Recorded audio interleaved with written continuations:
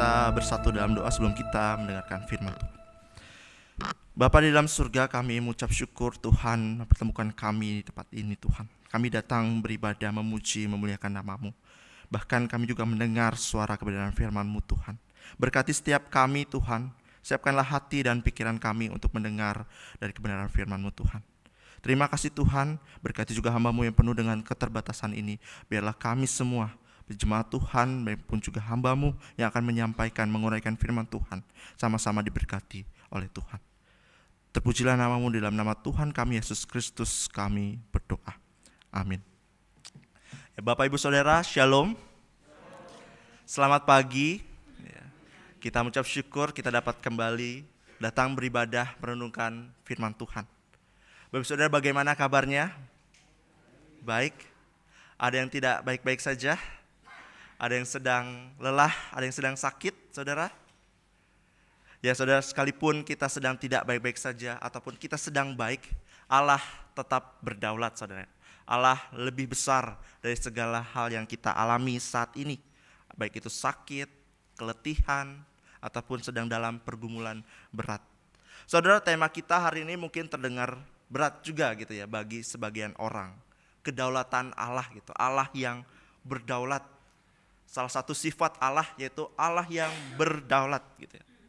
Namun saya percaya di tengah dunia yang penuh dengan ketidakpastian ini, di tengah berbagai pertanyaan yang mungkin muncul dalam hati dan pikiran kita tentang keadilan, tentang mengapa hal-hal tertentu terjadi, justru pemahaman yang benar akan kedaulatan Allah lah yang akan memberikan kita jangkar yang kokoh serta tuntunan bagaimana menjalani hidup ini Saudara. Kita akan menggali hal ini dari sebuah kitab yang unik dan seringkali disalahpahami, yaitu kitab Pengkhotbah, khususnya pasal yang kedua. Saya mengajak setiap kita membuka Alkitab kita, kitab Pengkhotbah pasal yang kedua. Kita akan merefleksikan bagian firman Tuhan pasal yang kedua ini, Saudara. Namun saya mengajak kita membacanya dari ayat yang ke-20 sampai ayat yang ke-26. Pengkhotbah pasal yang kedua, ayat yang ke-20 sampai ayat yang ke-26. Saya mengajak kita membacanya silih berganti. Ayat yang genap mengajak untuk kaum pria dibacakan, dan ayat yang ganjil mengajak untuk kaum wanita dibacakan. Dan begitu seterusnya sampai ayat yang ke-26, kita akan baca bersama-sama, Bapak Saudara ya. Pengkhotbah pasal yang kedua, kaum pria terlebih dahulu, 1, 2, 3. Pengkhotbah 2, pasal ayat yang ke-20 sampai yang 26. 2, 3. Aku pun mulai putus asa terhadap segala usaha yang kulakukan dengan jerih payah di bawah matahari.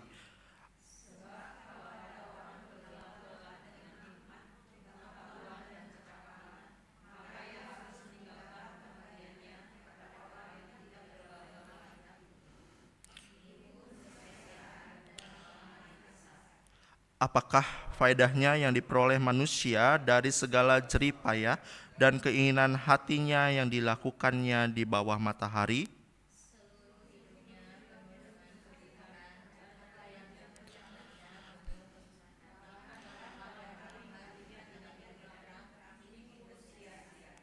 Tak ada yang lebih baik bagi manusia daripada makan, minum, dan bersenang-senang dalam jerih payahnya. Aku menyadari bahwa ini pun dari tangan Allah.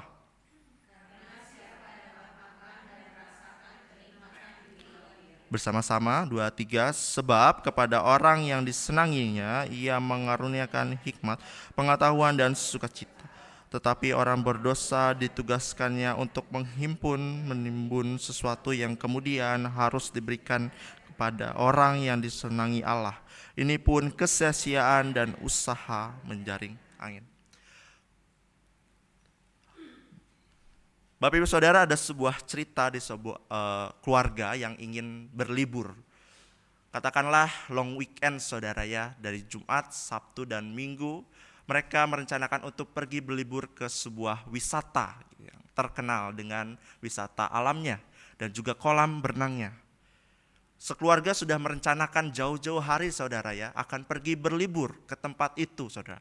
Mereka mempersiapkan segalanya, bahkan mempersiapkan untuk pergi berenang nanti di tempat wisata itu. Mereka sekeluarga bahkan anaknya pun menyiapkan banyak macam saudara ya. Pakaian ganti, kacamata renang, pelampung, bahkan semua perencanaannya komplit. Tidak ada cacat celah. Perlengkapan cek, kendaraan cek, tempat yang akan dituju nanti cek. Sekeluarga itu sudah memeriksanya semuanya saudara ya. Namun ketika hari libur tiba, dengan antusias mereka pergi saudara. Mereka pergi ke tempat wisata itu, meskipun agak jauh, 2-3 jam, mungkin kalau long weekend bisa sampai 3-4 jam saudara ya. Dan tiba di tempat itu saudara, mereka mendapati bahwa tempat wisata itu ternyata tutup saudara. Didapati bahwa tulisan di tempat wisata itu, mohon maaf ada kendala dan kolam renang harus dibersihkan. Saudara tidak peduli apakah mereka semua, bahkan sang ayah berdebat panjang lebar dengan petugas di tempat wisata itu. Namun sang petugas hanya menjawab, mohon maaf Pak, ini semua di luar kehendak kami, tidak ada yang bisa direncanakan Pak. Semuanya harus dilakukan segera dan harus ditutup. Seorang tua berdebat panjang dan akhirnya kecewa. Sudah mempersiapkan jauh-jauh hari, sudah mengumpulkan segala hal, mempersiapkan banyak hal, dan akhirnya tidak bisa berlibur. Mereka pulang dengan hati yang kecewa, saudara. Tidak jadi berlibur, saudara. Saudara mungkin pernah mengalami pengalaman demikian, sudah mempersiapkan perlengkapan untuk pergi berlibur, tapi ketika berada di tempat liburan ternyata tutup gitu saudara ya. Kita harus pergi balik mencari tempat penginapan yang lain, ke tempat wisata yang lain. Mungkin ada sedikit kecewa dalam hati kita gitu ya. Udah jauh-jauh, perjalanan capek, macet dan sebagainya, tutup gitu saudara ya. Saudara yang dikasih Tuhan, pernahkah juga kita merasa bahwa semua jerih payah kita dalam pengalaman ini, mungkin kita merasa lelah, usaha kerja keras, mungkin pencapaian bahkan kesenangan pada akhirnya terasa kosong gitu saudara ya. Pernahkah kita bertanya dalam hati, apa gunanya semua ini gitu? Kalau akhirnya cuman capek-capekin aja gitu, cuma bikin capek, sia-sia aku lakuin semua itu. Saudara, pernyataan seperti ini mungkin terdengar sederhana, tetapi sesungguhnya mencerminkan pergumulan yang dalam. Sebuah jeritan hati manusia ketika usaha, waktu, dan tenaga terasa tidak menghasilkan apa-apa. Dan inilah yang membuat kitab Pengkhotbah begitu relevan, karena perasaan itu bukan hanya milik kita hari ini, tapi juga pernah dirasakan oleh seorang raja besar yang berada di masa lampau, saudara. Saudara-saudara yang terkasih, Pengkhotbah pasal yang kedua dimulai dengan sebuah pengalaman besar dari seorang penulis yang kita kenal sebagai Raja Salomo, raja yang penuh hikmat dan kekayaan. Tidak ada yang bisa menandingi saat itu Raja Salomo, saudara. Ia begitu penuh hikmat dan kekayaannya begitu melimpah, saudara. Dan di dalam pengkhotbah ini, ia mencoba segala sesuatu yang dunia tawarkan untuk menemukan makna dan kepuasan sejati. Tapi ujungnya ia hanya menemukan kesia-siaan dalam hidup, saudara. Di ayat yang pertama dan ayat yang terakhir dari pasal yang kedua, ia mengatakan dengan jelas bahwa semua yang ia lakukan dan ia dapati adalah sia-sia, saudara. Dengan jelas ia menyimpulkan dan membuka nas ini sia-sia. Lalu apa yang Salomo selama hidupnya cari dan berujung kesia-siaan? Kita menggali lebih dalam, saudara. Yang pertama, kesenangan dan kegembiraan. Kita lihat dari ayat yang pertama sampai ayat yang ketiga. Salomo berkata, aku berkata dalam hati, mari aku hendak menguji kegirangan. Nikmatilah kesenangan. Tetapi lihatlah juga itu pun sia-sia. Ayat yang kedua mengatakan, tentang tawaria aku berkata, itu bodoh. Dan mengenai kegirangan, apa gunanya? Saudara, kita lihat, ia mencoba tawa, kesenangan, anggur yang memabukkan, dan segala bentuk hiburan yang menyenangkan diri sendiri. Raja loh berhak untuk mendapatkan itu, dan ia mencari itu. Dan ia ingin melihat apakah di sana ada kebaikan. Namun kesimpulannya apa saudara? Sia-sia. Tidak berhenti sampai di situ saudara. Ia melakukan pekerjaan-pekerjaan besar.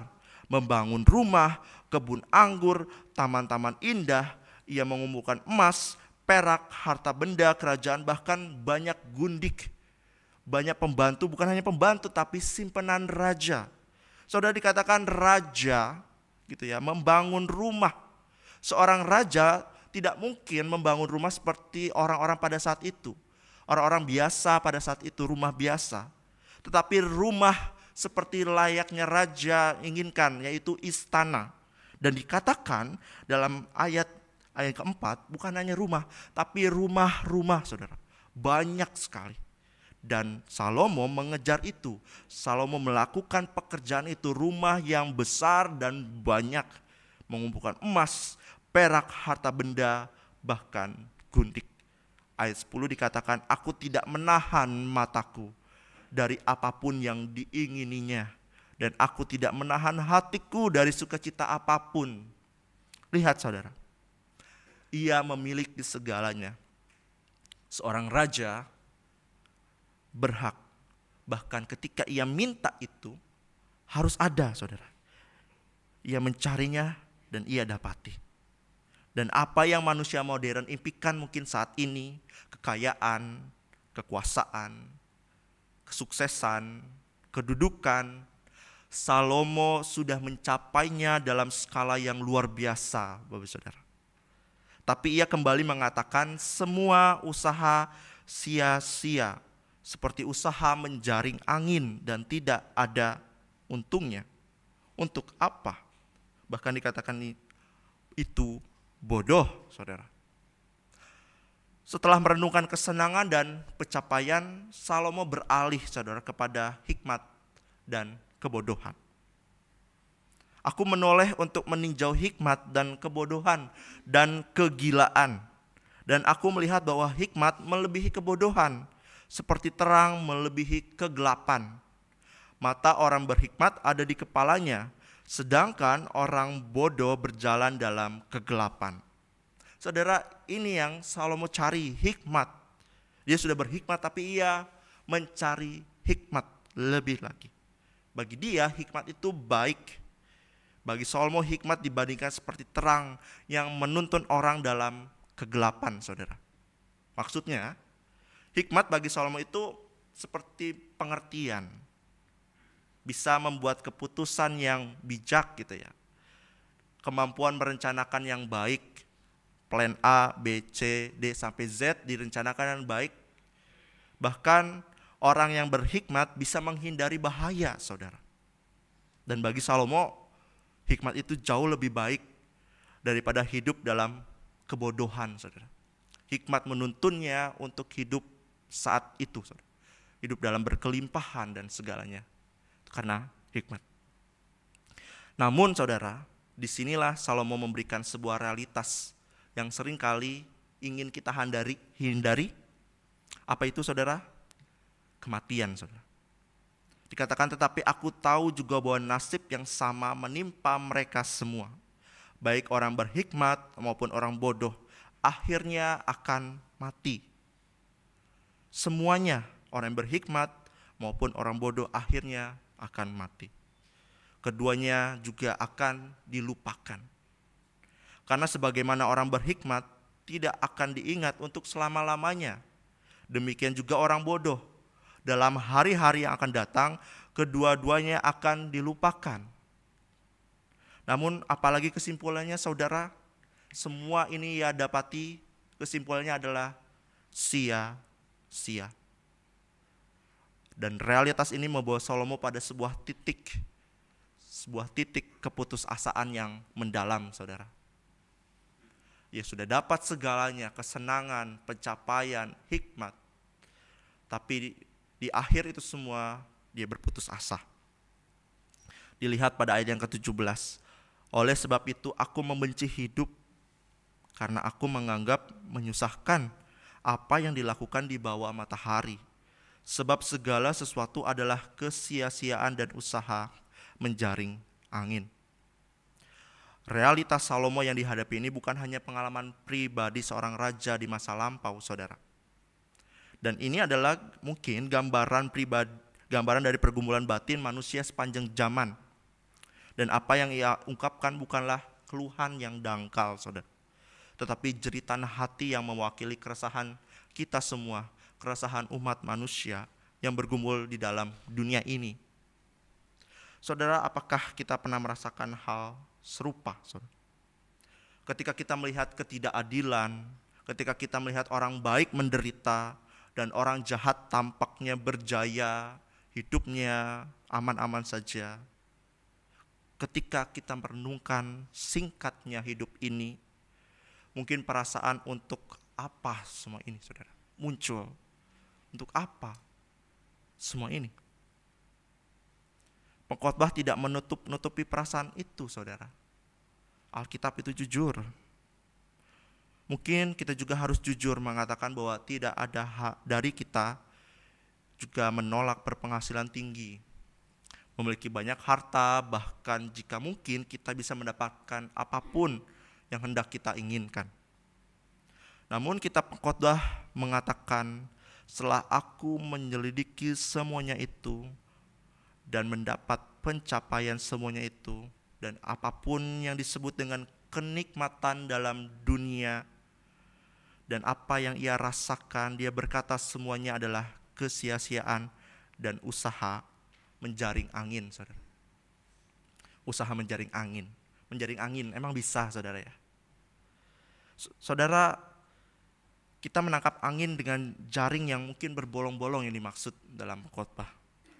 Angin adalah udara yang bergerak, berwujud gas sehingga tidak dapat terlihat. Akan tetapi kita masih bisa merasakan kehadirannya dan mendengar desau suaranya. Dan itu pun mustahil kita dapat menangkapnya atau menjaringnya, saudara. Sekuat apapun kita berusaha, angin tidak bisa dijaring, saudara. Kalaupun kita mau melakukannya, kita hanya menyusahkan diri, berusaha mencapai sesuatu yang nyatanya nggak dapat apa-apa, saudara.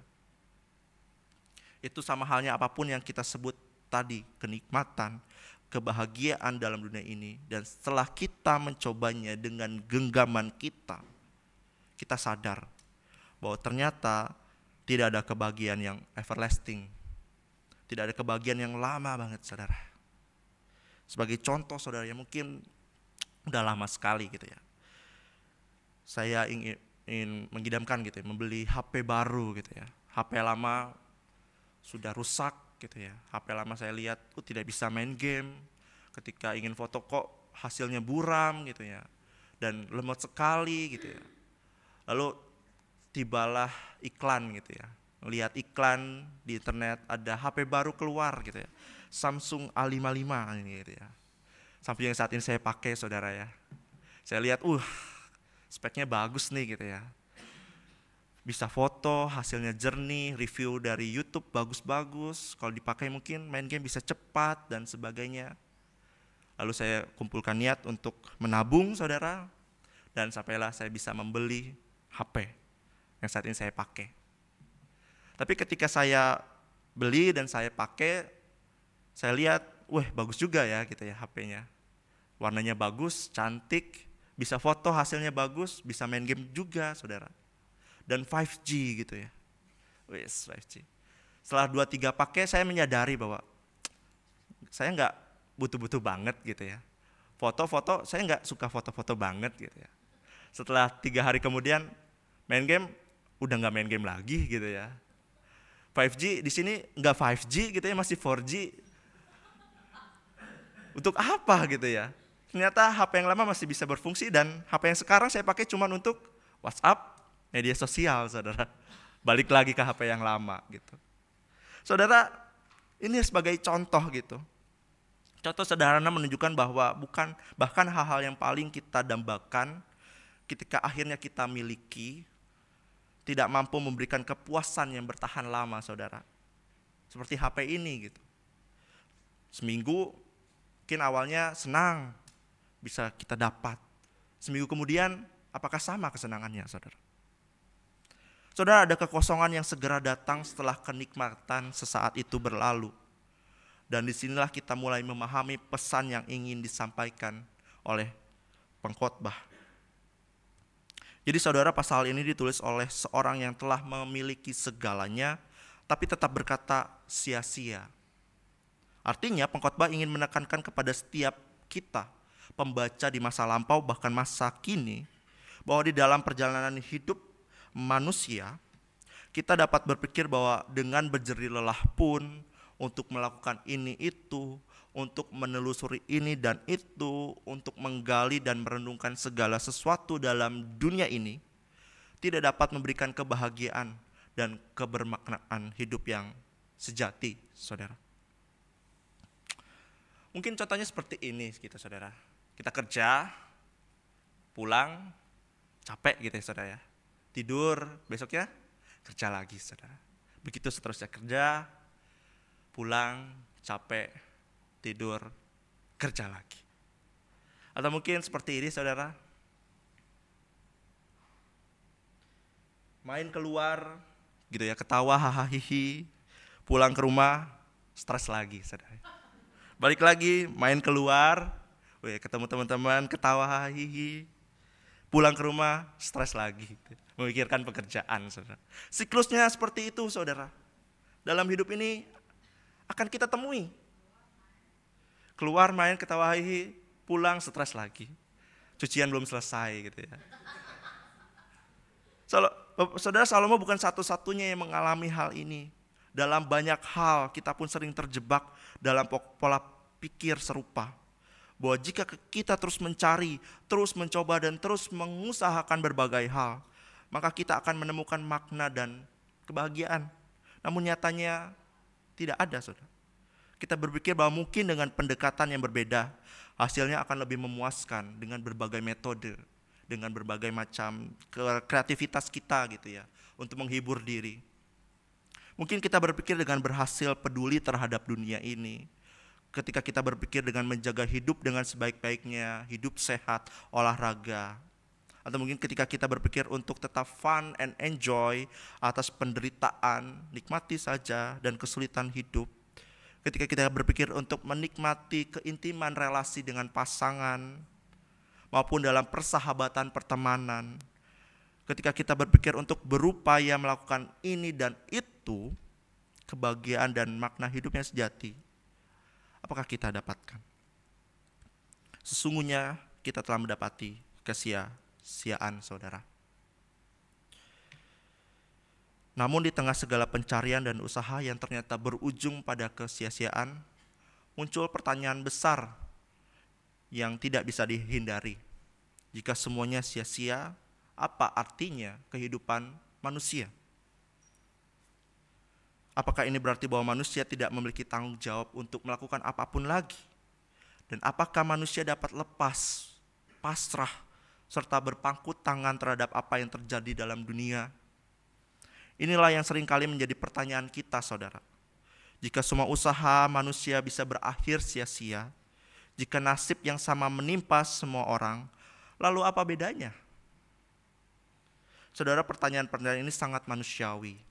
Saya pun pernah menanyakan hal ini.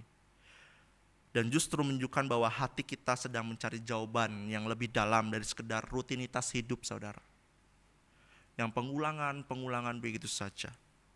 Kitab Pengkhotbah tidak berhenti pada keputusasaan itu, saudara. Di balik semua kegelisahan itu muncul sebuah kesadaran baru yang membawa perubahan sudut pandang secara radikal, secara berbeda total, saudara. Di tengah keputusasaan, Salomo berkata, tak ada yang lebih baik bagi manusia daripada makan dan minum dan bersenang-senang dalam jerih payahnya. Aku menyadari bahwa ini pun berasal dari tangan Allah. Dan inilah titik baliknya, saudara. Titik balik dari Raja Salomo. Bukan pekerjaannya, bukan kondisinya yang berubah, saudara. Bukan rutinitas kita yang berubah, tapi sudut pandang kita. Sudut pandangnya berubah dari kesia-siaan menuju kepastian. Apa yang pasti, saudara? Yakni Allah yang tetap berdaulat. Allah itu sendiri yang memiliki dan memberikan hidup. Inilah yang pasti. Dengan pandangan yang diperbarui inilah, Salomo mulai melihat segala sesuatu dalam terang yang berbeda, saudara. Paradigma yang berbeda. Salomo memandang dunia ini sebagai penuh kesia-siaan. Ya memang. Namun ada sesuatu yang jauh lebih berharga. Kehidupan yang berakar dan berpusat dalam Allah. Allah yang memiliki hidup. Ketika kita mengakui bahwa segala sesuatu berasal dari tangan Allah, maka hidup kita baru menemukan makna sejati. Itulah maksud dari Salomo. Jadi poin pentingnya di sini adalah Salomo tidak mengatakan bahwa semua hal-hal tadi jahat, bekerja, membangun, menikmati hasil jerih payah, itu jahat. Tidak, saudara. Itu baik. Yang menjadi masalah adalah ketika kita menjadikannya sebagai sumber utama kebahagiaan dan sumber makna hidup kita, saudara. Dan itu terpisah dari Allah. Dan disitulah letak kesia-siaannya, saudara. Lalu bagaimana setelah kita mendengar itu, bagaimana kita keluar dari siklus kesia-siaan ini? Apa solusi yang ditawarkan? Saudara, pengkhotbah yakin ada 2 jalan keluar kepada hidup yang berhikmat. Dan saya yakin juga menjadi obat bagi kehidupan, bagi kita yang tanpa makna ini. Yang pertama, menikmati Allah dan segala pemberiannya. Dikatakan di ayat yang ke-24, tak ada yang lebih baik bagi manusia daripada makan dan minum dan bersenang-senang dalam jerih payahnya. Aku menyadari bahwa ini pun dari tangan Allah. Saudara, ketika Salomo menyadari bahwa hidup ini tentang dari tangan Allah, maka hal-hal sederhana pun menjadi sumber sukacita kita, saudara. Makan, minum, bertemu dengan orang-orang, sumber sukacita kita, saudara. Jika di dunia ini kita dapat merasakan apa yang disebut kebahagiaan atau kenikmatan, itu adalah berkat Tuhan, saudara. Berkat yang harus kita syukuri. Saudara, walaupun segala hal termasuk yang membawa nampaknya tanpa hasil, pekerjaan yang gitu-gitu aja, ingat itu pun berkat dari Tuhan, saudara. Seperti yang dikatakan oleh pengkhotbah ini, ia menyatakan tak ada yang lebih baik daripada bersuka-suka dan menikmati kesenangan dalam hidup mereka. Dan bahwa setiap orang yang dapat makan, minum, dan menikmati kesenangan dalam segala jerih payahnya, itu juga adalah pemberian Allah. Saudara, makan, minum, bekerja, hal-hal sederhana menjadi bermakna jika dilakukan dalam pengakuan bahwa Allah lah yang memberi, saudara. Jadi Salomo mengajak kita juga untuk menikmati, mensyukuri, dan menemukan kehadiran Allah dalam rutinitas kita. Dalam pekerjaan kita, bangun pagi, bertemu dengan orang-orang, pulang, istirahat. Salomo mengajak kita menikmati itu, bahkan bisa gak kita menemukan Allah dalam rutinitas kita? Dalam makan gitu, dalam minum, mensyukuri itu, saudara. John Piper, seorang teolog terkenal, saudara, mengatakan seperti ini. Satu-satunya cara untuk mengatasi kesia-siaan hidup adalah dengan menikmati Allah sebagai tujuan tertinggi kita. Kita diciptakan untuk menikmati Allah, saudara. Jika kita mencari kepuasan di luar Dia, mungkin kita akan selalu kecewa. Untuk itu, nikmatilah Allah dan segala pemberiannya. Ingat, kesempatan menikmati hidup itu sendiri adalah pemberian Allah. Karena itu tindakan menikmati hidup juga adalah pengakuan atas kedaulatan dan kebaikan Allah. Lalu yang kedua adalah takut akan Allah. Selain daripada itu, takutlah akan Allah, karena hanya Dialah yang mengetahui dan mengontrol masa depan. Saudara, kitab ini menekankan bahwa hidup tanpa takut kepada Tuhan dianggap sia-sia. Dan hanya dengan berserah diri kepada Allah, seseorang dapat menemukan kedamaian dan kepuasan sejati. Maksud takut akan Allah itu mematuhi perintah Allah, saudara. Dengan sesimpel itu. Kalau kita takut bahwa ada Allah yang berdaulat, kita mematuhi perintah-perintahnya. Segala ketetapan-ketetapannya yang tercatat di dalam Alkitab, kita ikuti, kita berproses di dalamnya, saudara. Dan itu sangat indah sekali. Kita akan menemukan kedamaian dan kepuasan dalam hidup. Bukan berarti kita sudah bisa memahami masa depan, saudara, atau menyelesaikan permasalahan. Sang pengkhotbah Salomo sini mengatakan Allah melakukan semua ini, saudara. Maksudnya adalah kita harus senantiasa mengingat dan juga mengakui Allah dalam kehidupan kita, dan kita harus taat pada perintahnya. Saudara, dorongan untuk menikmati hidup diberikan atas pegangan kita akan takut akan Allah juga. Jadi sikap menikmati hidup tidak sampai kebablasan. Yang penting nikmati hidup saja, saudara, senang-senang. Tapi dengan takut akan Allah, kita tahu batasannya menikmati hidup ini, saudara. Dan ajaran ini berbeda dengan kebanyakan orang zaman ini, yang mungkin bersikap hedonis, menikmati sampai sedalam-dalamnya hingga lupa, bahkan mengabaikan Tuhan itu ada. Takut akan Allah berkaitan juga dengan menikmati hidup, saudara. Dari sini kita melihat bahwa pengajaran Salomo juga bukan sekedar renungan yang pesimis, cuma sia-sia saja, tapi sebuah seruan pertobatan mendalam akan jeritan hati manusia, saudara. Saudara, inilah dasar hidup kita yang bermakna. Bukan sekadar apa yang kita miliki, saudara, di dalam dunia ini, tetapi kepada siapa kita menyerahkan hidup ini. Ketika kita sadar bahwa Allah memegang kendali, maka kita bisa hidup tenang, bersyukur, dan penuh sukacita. Bukan karena kita punya segalanya, tetapi karena kita memiliki Dia yang memberi segalanya. Saat kita menyadari bahwa Allah memegang kendali penuh atas hidup ini, kita diajak untuk berhenti sejenak, merenungkan arah perjalanan kita, saudara. Apa yang selama ini saudara kejar? Kita mungkin telah bekerja keras, membangun banyak hal, atau mungkin sedang merasa hampa saat ini. Dengarlah suara hikmat hari ini. Allah berdaulat. Jadi saudara, sampai di sini, meskipun segala sesuatu tampak sia-sia, saudara ya, dalam hidup bisa berubah menjadi berkat dan sukacita ketika kita hidup dalam kesadaran bahwa Allah memegang kendali hidup kita. Maka marilah kita belajar menikmati segala pemberian dari Allah dan hidup dalam takut akan Tuhan. Paulus juga berbicara tentang kesia-siaan hidup, saudara, dalam Roma 8 ayat ke-20. Karena segala sesuatu telah ditaklukkan kepada kesia-siaan, bukan oleh kehendaknya sendiri, tetapi oleh kehendak Dia yang telah menaklukkannya dengan pengharapan. Saudara, ada satu kabar sukacita lagi bagi kita semua. Oleh sebab kebangkitan Kristus, Paulus dengan berani menyatakan bahwa jerih payah kita tidak sia-sia, saudara. Mengapa bisa tidak sia-sia? Sebab Kristus sudah bangkit dari antara orang mati. Kebangkitannya bukan sekedar kebangkitan spiritual, namun kebangkitan tubuh. Dan Kristus tidak tetap mati, namun bangkit. Artinya pengharapan kita sudah jelas. Maut telah dikalahkan, keselamatan kekal ada di depan kita, saudara. Hidup yang kekal Tuhan menjadikan harapan kita. Karena itulah semua yang kita kerjakan pada hari ini tidak sia-sia. Kita menuju kepada satu langkah hidup kekekalan. Jadi saudara, melalui kebangkitan Kristus, kesia-siaan juga dapat ditolak.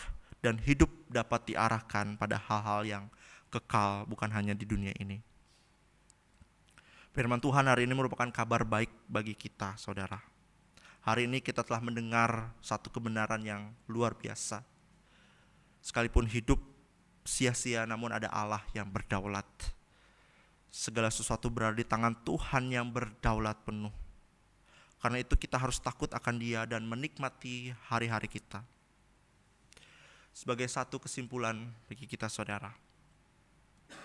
Jadi ketika kita bergumul dengan pertanyaan hidup, ketika kita kerja keras, kita tidak dihargai, atau saat kebahagiaan terasa jauh, ingatlah ini, saudara. Segala sesuatu mungkin tampak sia-sia di dunia ini, tetapi tidak pernah sia-sia di dalam tangan Tuhan yang berdaulat. Dia tetap memegang kendali. Dia tahu apa yang Dia lakukan. Dan di dalam Dia tidak ada yang benar-benar sia-sia. Mari kita berdoa. Bapa di dalam surga, kami mengucap syukur kepadamu Tuhan untuk pemberitaan firman pada pagi hari ini. Kiranya Tuhan memberkati setiap kami Tuhan. Kami menyadari bahwa meskipun dunia ini penuh dengan kesia-siaan, namun di dalam-Mu Tuhan ada hidup, ada kebermaknaan, ada kedamaian yang sejati. Tuhan, terima kasih untuk karya-Mu yang begitu besar bagi setiap kami. Yesus Kristus mati dan bangkit bagi kami, menolak kesia-siaan hidup, dan kami menuju hidup yang kekal itu Tuhan. Ya Tuhan, terima kasih untuk kebenaran yang membangkitkan, menyadarkan kami. Terpujilah nama-Mu, di dalam nama Tuhan Yesus kami berdoa. Amin.